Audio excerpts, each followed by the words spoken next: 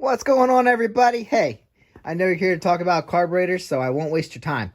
As you can tell, I got the tops back open up. As I said before, we were just gonna shut them back down. Well, in the meantime, I ordered a jet kit. So we went with the Stage 3 kit. I'm not advertising for anyone, but I did get them from Six Sigma Jet Kit. They did have a kit ready to go for the 600 Shadow. And what we're doing is going with a Stage 3. And that makes your, let's see, that makes your main jet go from a 115 to a 120. And your slow jet go from a 40 to a 42. And then, hey, wait, 1, 2, 3, 4, 5. We have 5 shims in here. Okay. Maybe there's more than 5. I thought there was 4. So what I thought we were doing is adding 2 shims to each needle, which is why we had to open the top back up, because we need to pull the needles out. I don't have my light on. Give me a second. There we go. We need to pull that holder out. I guess I need to turn that with some sort of tool. And then pull out the needles. And these shims are going to go underneath the needle. So I wasn't sure if we needed 1 or 2, because I thought it came with 4. Obviously, there's only 2 carburetors. But now I see that there are 5. So I thought we were going to add 2 just to make the throttle response that much better. But there's 5. So I guess we'll add 2, see how it goes. I'm going to burn a little more fuel. That's just going to open it up and suck more fuel through the carburetor. So anyway, that's interesting. Now that I just noticed that. So anyway, did my cleaning already, and everything looks pretty good. Where are my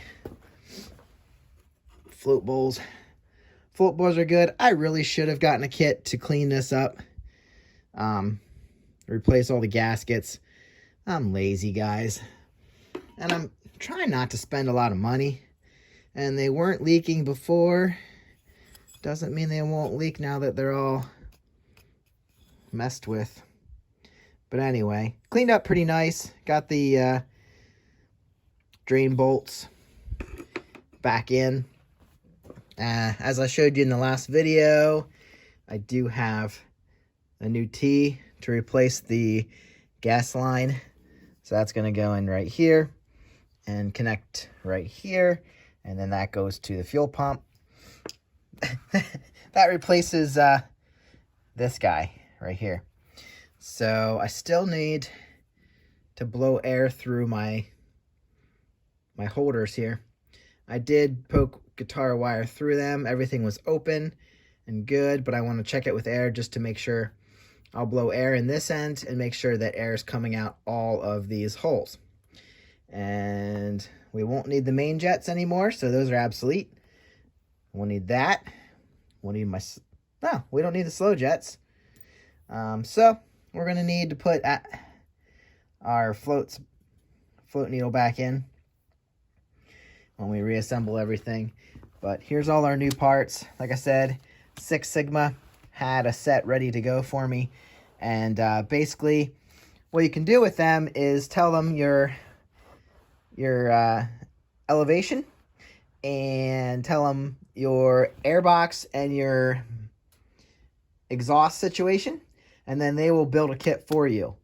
Now, I bought a kit they already had ready for the Stage 3 for the 600 Shadow, and this is what I got. So now I have to decide. I believe I put 2 shims in on both needles, and I have an extra one, I guess.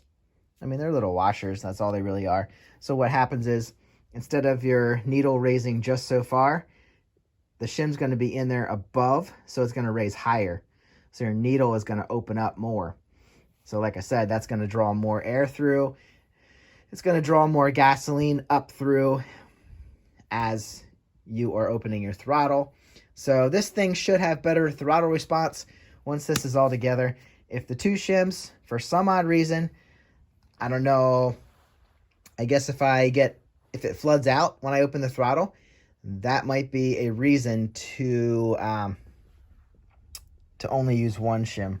But for now, we're letting more gas come through with these needles, with these jets.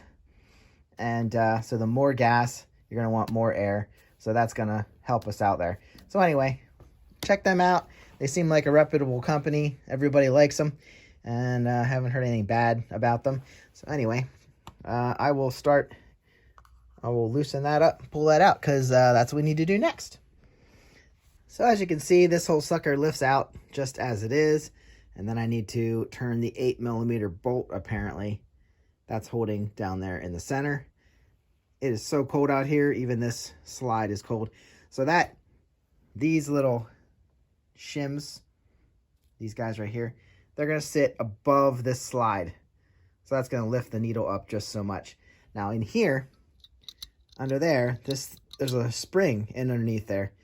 And I need to reveal that right now. So this is pretty cool how this sits down in there. You see those like tabs around the outside? So this kind of just turns and locks down with those tabs. So you just have to turn it, I don't know, about that much. But then, like I said, there's that spring under there. And then here is your needle. So your needle sits down, goes through that hole in the center. And that's where we're going to put our shims, underneath here. So then that's going to sit down in on top and give us a little more action when we twist our throttle. And then we just stick everything back down one. Now that we have the needle out, if you remember way back to the EX500 Ninja video, I had one needle that was bent for some odd reason. And yeah, you can see, well, not with my fingers covering everything, but I can see that this is straight, so that's good. And right up here, see if you can see, is your number for this needle.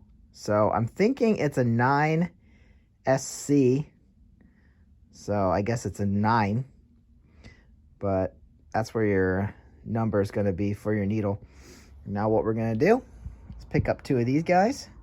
They seem to be all the same thickness, which I would expect.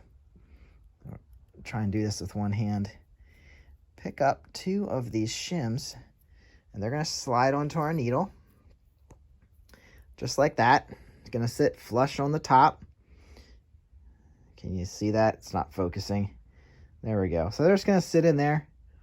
And then what we got to do is drop it down in on top of there. And actually, I can't do this without dropping them.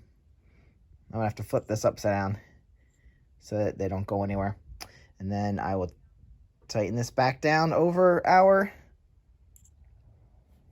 needle. Just to show you, it's sitting down there where it needs to be.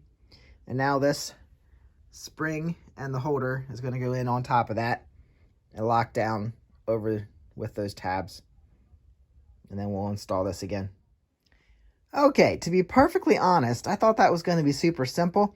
And it was. With the 8mm bolt, I can turn it and release this from the holder. But what I ended up doing to install it is taking a needle nose pliers right there and actually having to go down straight over the needle so that I could stick it down and turn it. Because, you know, if you've ever, I felt like I was playing that old game, the ring toss that's suspended in colored water. I'm sure your grandmother had it or something. Or like the catch the ball in the cup game. Because I was like trying to get it to line up and get it in there. And there wasn't really any way to lay it down flat and flush to where I wanted it. So I actually had to take the needle nose down in there and actually push it down under the spots where it locks in and turn it with that, because it's not metallic. So even if you had like a metal socket or a magnetic socket, you can't get it to stick on there. So it's plastic. So the only thing I can think of is I took a needle nose, maybe a pliers, and just lay it carefully down there centered. And then once you get it down on there, you can turn it. And now we should be good here, and still have spring action. So it should be good. Now when we reinstall this, you can obviously see there's this little loop that lines up right here where air comes up, because you have to have pressure above this to push it back down when you're not opening your throttle. So all that happens here is this goes down through that hole. My needle's perfectly clean, so I'm not even worried about that.